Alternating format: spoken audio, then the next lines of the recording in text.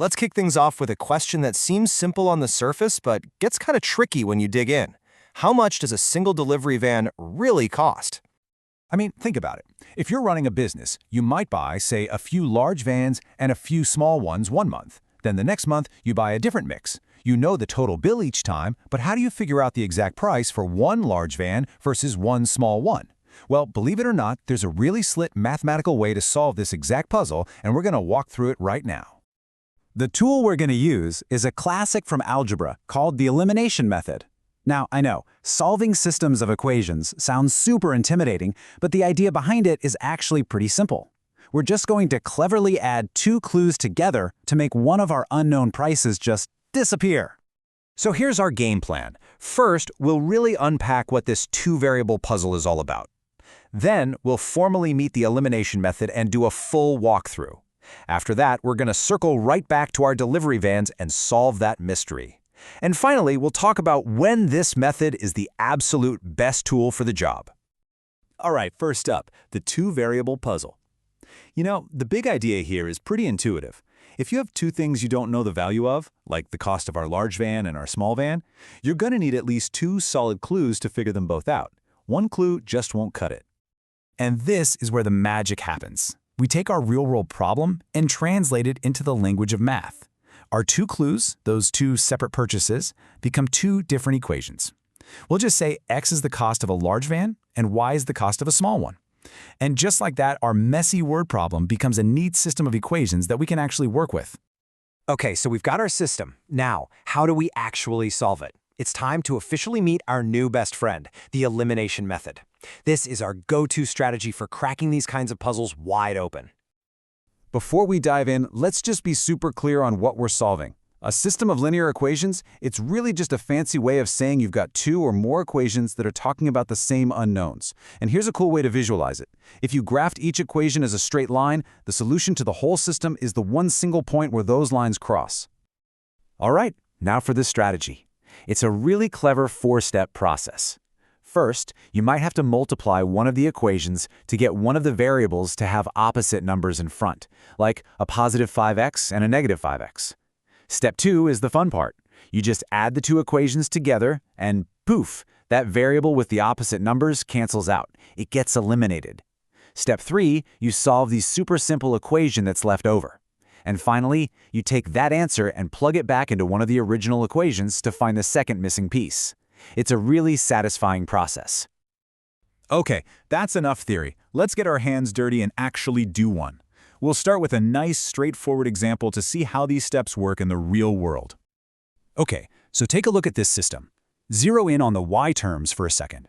The top equation has a plus 2y, and the bottom one has a minus 2y. This is amazing. They're already perfect opposites, which means they're primed and ready to be eliminated. We get to skip step 1 entirely and jump right into the action. So we go straight to step 2. Just add them up. We're literally just going to add everything straight down. 3x plus 3x gives us 6x. Positive 2y plus negative 2y gives us 0, they're gone. And 4 plus negative 4 is also 0. So all that's left is that simple little equation, 6x equals 0. See how clean that became? Now for the last two steps. We solve 6x equals 0. Well, that's easy. X has to be 0. Then we take that 0 and plug it back into either of the original equations. Let's use the first one. 3 times 0 plus 2y equals 4. That just becomes 2y equals 4, which means y equals 2. And boom, we have our solution, the point 0, 2. And here is a pro tip, a habit you should always get into. Check your work. Plug x equals 0 and y equals 2 back into both of the original equations to make sure they still work. For the first one, we get 4 equals 4. Perfect. For the second, we get negative 4 equals negative 4. Perfect again. Now we can be 100% sure we nailed it. Okay, so that first one was pretty nice. But let's be real. It's not always going to be that easy, right? What happens when the variables aren't already perfectly set up to cancel each other out? So let's check out this system. The x's aren't opposites, and the y's aren't opposites either. If we try to add them right now, we just get another messy equation with two variables in it, and that doesn't help us at all. This is where we have to use step 1. This is where the multiplication comes in. Okay, so here's the big move. Our goal is to force one of the variables to have opposite coefficients. Let's look at the x's. We've got a negative 10x up top and a negative 5x on the bottom. Well, what if we multiplied that entire second equation by negative 2? The negative 5x would become a positive 10x, and that is the perfect opposite for negative 10x. The only catch is you have to multiply every single part of that equation to keep it balanced. And that gives us our new revised equation 2. And look at that, we're right back on familiar ground. We add the first equation to our new revised second equation. The x's cancel out perfectly. We're left with an equation we can solve for y, which turns out to be negative 3. Then we just substitute that y value back into one of the originals, solve for x, and we find that x is negative 1. So our solution is the point negative 1, negative 3. And you want to see something really cool? For the ultimate confirmation, just look at the graph.